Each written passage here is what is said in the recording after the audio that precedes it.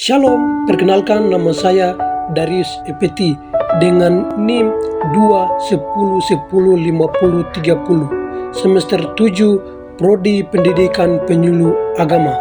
Dengan ini saya akan mempresentasikan absolutisme konflik untuk memenuhi syarat atau tugas UTS dari mata kuliah Etika Kristen. A. Absolutisme konflik. Absolutisme konflik merupakan sistem pemerintah di mana penguasa memiliki kekuasaan penuh dan tak terbatas atas negara. Latar belakang sejarah konflik yakni 1. Krisis feodal, ketidakstabilan politik dan sosial pada akhirat abad pertengahan dalam kurung perang 100 tahun wabah hitam. Kedua, pemulihan otoritas pusat. Raja mengambil kendali lebih besar untuk menegakkan hukum dan ketertiban. Ketiga, teori hak ilahi. Penguasa absolut dapat kekuasaan langsung dari Tuhan dalam kurung Divine Rights of Kings. Dalam etika Kristen bahwa ada aturan moral yang tidak bisa dilanggar apapun keadaannya. Prinsip-prinsip moral ini sering diambil langsung dari Alkitab dan dianggap sebagai perintah ilahi yang harus diikuti tanpa pengucilan. B. Teori politik absolut. 1. Firman Tuhan. Alkitab dianggap sebagai sumber hukum moral utama. 2. Kewajiban moral. Ada perintah-perintah tertentu yang tidak bisa dilanggar, seperti jangan membunuh, jangan berdusta, kebenaran. Ketiga, absolut kebenaran, bersifat mutlak dan berlaku untuk semua situasi. Keempat, hak ilahi raja. Raja dianggap sebagai perwakilan Tuhan di bumi. Teori dari Thomas Hobbes Vietnam, manusia butuh otoritas absolut untuk menghindari kekacauan alam. Dukungan gereja. Beberapa gereja dukungan kekuasaan absolut sebagai bagian dari rencana Tuhan. Dalam ajaran Kristen, moralitas didasarkan pada perintah-perintah Tuhan yang ditemukan dalam Alkitab. Orang Kristen percaya bahwa tidak ada pengucilan untuk aturan-aturan ini karena mereka adalah refleksi dari kehendak Tuhan yang sempurna. C. Kasus konflik moral dalam Alkitab. 1. Abraham dan Ishak. Kejadian 22. Tuhan meminta Abraham untuk mengorbankan anaknya. Namun, pada waktu akhir Tuhan menyediakan alternatif. 2. Rahab dan para pengantai dalam kurung Yosua 2. Rahab berbohong untuk melindungi pengintai Israel.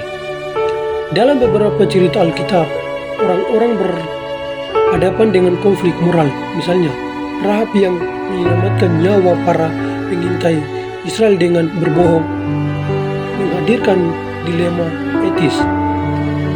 Apakah tindakan ini salah? Banyak teolog berpendapat bahwa Rahab diberkati karena iman dan niatnya, bukan karena pelanggarnya. D. Absolut di luar Eropa.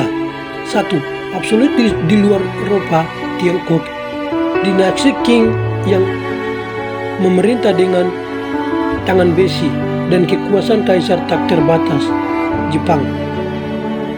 2. Kongsonan Taiwan, di mana Shogun memiliki kekuasaan militer dan politik yang mutlak. Ketiga, Kesultanan Utsmanisia, Ottoman Empire. Sultan sebagai penguasa tertinggi baik secara politik maupun agama. Berdasarkan pandangan alternatif, etika Kristen ada aturan moral yang lebih tinggi dalam situasi konflik. Dalam mengikuti aturan yang lebih tinggi, membenarkan pelanggaran aturan yang lebih rendah. Contoh, melanggar hukum jangan berbohong untuk mematuhi hukum lindungi kehidupan. Dalam pendekatan graded absolutisme, aturan masih absolut, tetapi ada hierarki. Dalam situasi di mana dua aturan bertentangan, orang Kristen diharapkan untuk mengikuti aturan yang lebih tinggi. Ini memberikan solusi pragmatis terhadap konflik yang tak terelakkan dalam etika absolut. F. Dampak sosial dan ekonomi dari absolutisme. Dampak terhadap masyarakat. 1. Struktur kelas sosial. Sentralisasi kekuasaan memperkuat kelas bangsawan dan melemahkan kaum tani. 2. Perpajakan yang berat untuk membiayai perang dan proyek infrastruktur besar. Raja-raja absolut memberlakukan pajak yang tinggi. 3. Ketidakpuasan rakyat, kelaparan, ketidakadilan ekonomi, dan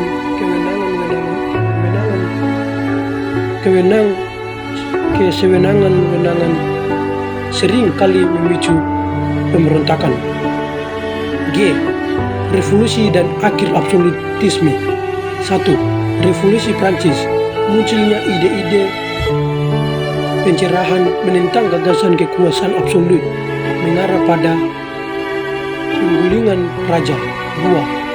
Pembentukan monarki konstitusional. Setelah revolusi agung, banyak negara Eropa berlari ke monarki dengan pembatasan kekuasaan. 3. Pengaruh revolusi Amerika. Ide kebebasan dan demokrasi dari Amerika mempengaruhi pergerakan anti-absolutisme di seluruh dunia. H. Pandangan alternatif dalam etika Kristen. H. Dalam alternatif dalam etika Kristen. Graded absolutisme. Dalam kurun absolutisme bertingkat. Ada aturan moral yang lebih tinggi dalam situasi konflik, dan mengikuti aturan yang lebih tinggi membenarkan pelanggaran aturan yang lebih rendah. Contoh, melanggar hukum, jangan berbohong. Untuk mematuhi hukuman, lindungi kehidupan. Penjelasan, dalam pendekatan grade absolutisme, aturan moral masih absolut, tetapi ada hierarki. Dalam situasi di mana dua aturan bertentangan, orang Kristen dihadapkan untuk mengikuti aturan yang lebih tinggi. Ini memberikan solusi pragmatis terhadap konflik yang tak terelakkan dalam etika absolut. Dalam etika Kristen, absolutisme memberikan dasar yang kuat bagi moralitas, namun menghadapi tantangan besar ketika aturan-aturan tersebut tampaknya saling bertentangan. Melalui pendekatan yang hati-hati seperti graded absolutisme, konflik ini dapat diatasi tanpa melanggar prinsip-prinsip moral yang mendasari yakni Kristen. Kemudian yang terakhir, belajar untuk manfaat etika Kristen. 1. Pemahaman yang lebih dalam tentang moralitas. Belajar etika Kristen membantu memahami dasar moralitas dari perspektif iman Kristen, dapat mengeksplorasi bagaimana prinsip-prinsip Alkitab membentuk pandangan tentang apa yang benar dan salah, serta bagaimana nilai-nilai ini diterapkan dalam kehidupan sehari-hari.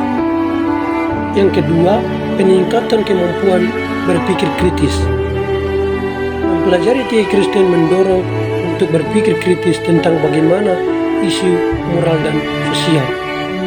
Diajarkan untuk menganalisis situasi dari berbagai sudut pandang, mempertimbangkan konsekuensi dari tindakan, dan membuat keputusan yang bijaksana dalam berdasarkan prinsip-prinsip etika. Yang ketiga, kesadaran sosial dan kemanusiaan. Etika Kristen seringkali menekankan pentingnya kasih, keadilan, dan kepedulian terhadap sesama. Melalui pembelajaran ini mungkin menjadi lebih peka terhadap isu-isu sosial dan kemanusiaan, serta mendorong untuk terlibat dalam tindakan yang mendukung keadilan dan kebaikan bagi orang lain. Yang keempat, penerapan nilai-nilai Kristen dalam kehidupan sehari-hari. Belajar bagaimana menerapkan nilai-nilai Kristen dalam berbagai aspek kehidupan, baik dalam hubungan pribadi, pekerjaan, maupun interaksi sosial. Ini membantu untuk hidup sesuai dengan keyakinan, iman, dan menjadi teladan bagi orang lain. 5. Pengetahuan iman. Pembelajaran tentang etika Kristen dapat memperdalam pemahaman tentang iman Kristen dan bagaimana etika berkaitan dengan ajaran Kristus. Ini dapat menguatkan komitmen spiritual, memberikan motivasi untuk hidup sesuai dengan panggilan iman. Yang keenam, dialog dan diskusi yang konstruktif.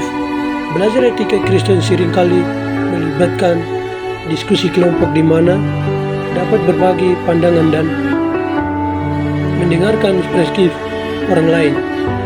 Ini menciptakan ruang dialog yang konstruktif, memperluas wawasan, dan membangun hubungan dengan sesama mahasiswa.